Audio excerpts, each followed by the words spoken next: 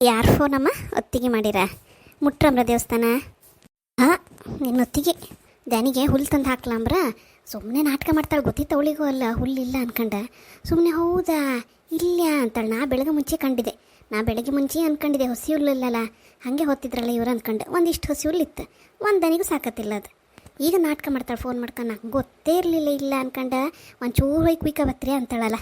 ಇವಳು ನಾಟಕಕ್ಕೆ ಇಷ್ಟು ಬೆಂಕಿ ಹಾಕೋಕ್ಕೆಲ್ಲ ಅಂದರೆ ನೀವು ಅಂತ ಹೇಳಪ್ಪ. ಹುಲ್ಲಿಲ್ಲ ಅಂದೆ ಅಷ್ಟೇ. ಈಗ ನಾನು ಇಲ್ಲಿ ಮಾತಾಡೋಕೆ ಅನ್ಕೊಂಡು ಇಲ್ಲಿ ಬಂದಿದ್ದೆ. ನಾವು ಈಗ ಹುಲ್ಲು ಹೊರಗೆ ಹೊತ್ನ ಈಗ ಸುಮ್ಮನೆ ಆಯ್ಕು ಎಂಥರ ಮಾಡ್ಕೊಂಡ್ಲಿ ಬಂದು ಕುಯ್ದು ಹಾಕಲಿ.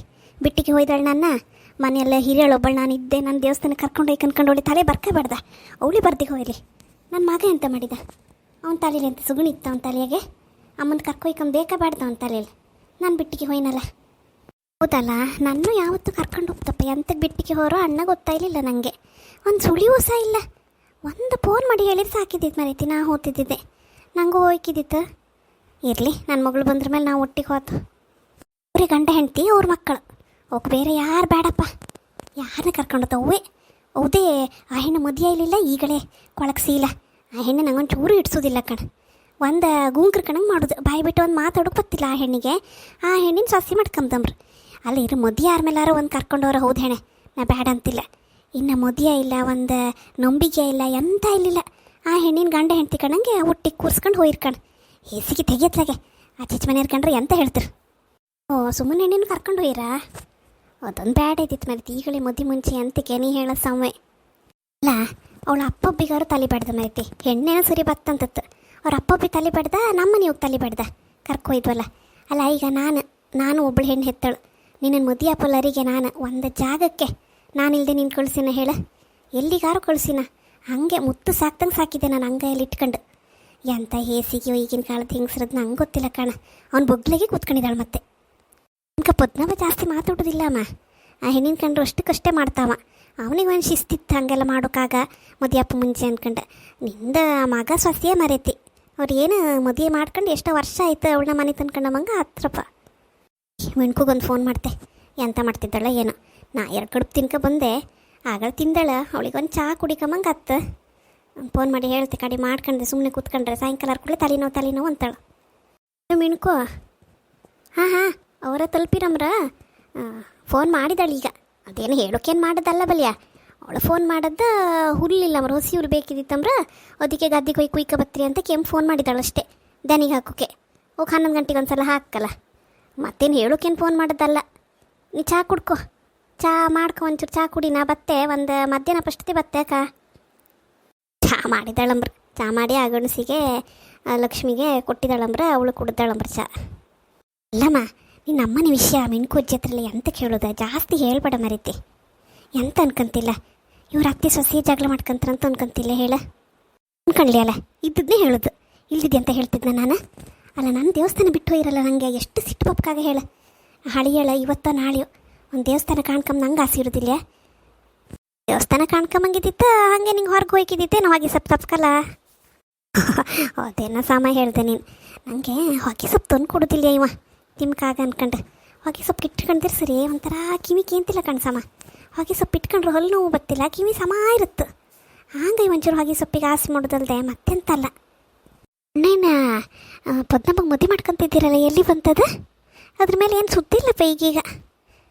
ಮದುವೆ ಮಾಡೋದಂದ್ರೆ ದುಡ್ಡಿದಂಚು ತಾಪತ್ರೆ ಯಾಕಂತ ಎಲ್ಲ ಹೊಂದಿಸ್ತಿದ್ದ. ಅದು ಇದು ಅನ್ಕೊಂಡು ಫೋನೆಲ್ಲ ಮಾಡಿದ್ನಪ್ಪ.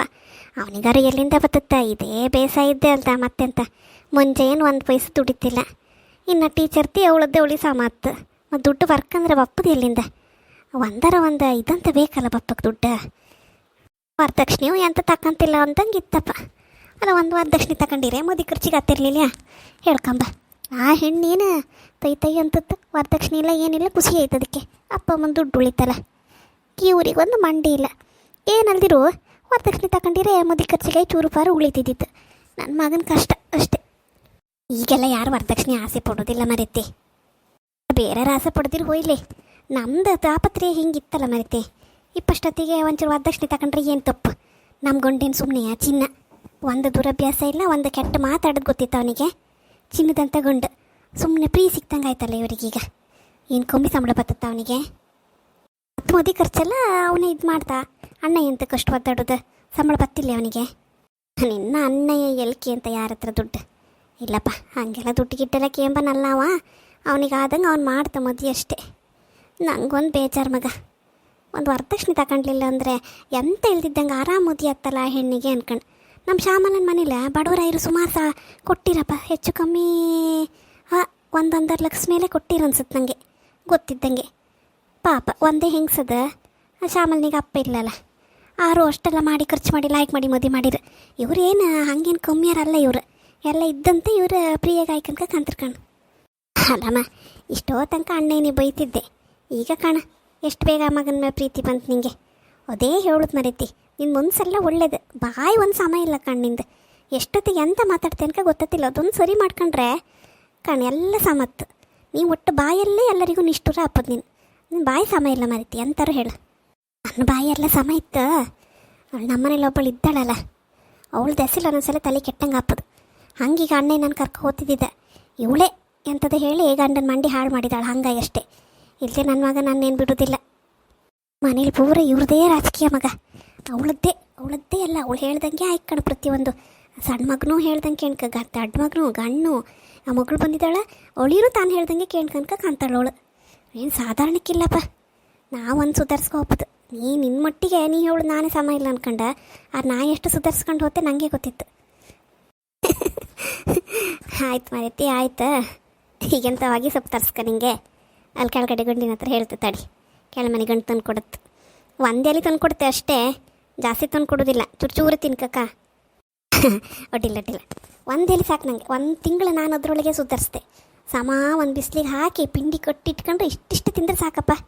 ಸಮ ಇರುತ್ತೆ ಕಣ್ ಮಂಡಿ ಸಮ ಇರುತ್ತೆ ತಿಂದ್ರೆ. ಹಾಯ್ ಹೊಗೆ ಸೊಪ್ಪು ಒಂದು ಅಭ್ಯಾಸ ಐಕಾಣಿ. ಹೊಗೆ ಸೊಪ್ಪು ಹುಡುಕತ್ತಿಲ್ಲ ಹಳಿಯರಿಗೆ. ನಿಮ್ಮನಲ್ಲೂ ಹಳಿಯರು ಹೇಳ್ತಾರೆ ಹಿಂಗೆ. ಹೇಳ್ರು ಒಂಚೂರು ತಂದು ಕೊಡಿನಿ ಪಾಪ. ಬಾಯಲ್ಲಿ ಒಂಚೂರು ಇಟ್ಕೊಂಡು ಅಭ್ಯಾಸ ಅಲ್ದ. ಇಲ್ಲಿ ರಾತಿಲ್ಲ ಹಾಗೆ ತಿಮ್ಕಾಗಂಬ್ರದ ಆರೋಗ್ಯಕ್ಕೆ ಹಾನಿಕರ ಅಂಬರು. ಅರೆ ಅಂತ ಆತಿಲ್ಲಿ. ನಾನು ಇಷ್ಟು ವರ್ಷದಿಂದ ತಿನ್ಕೊ ಬಂದಿದ್ದೆ. ಮತ್ತು ವೀಡಿಯೋ ಎಲ್ಲ ಕಾಣ್ತಿದ್ರಿಯಾ? ಕಾಣ್ತಿದ್ರೆ ಲೈಕ್ ಮಾಡಿ ಕಮೆಂಟ್ ಹಾಕೋದು ಮರುಕಾಗಕ್ಕ.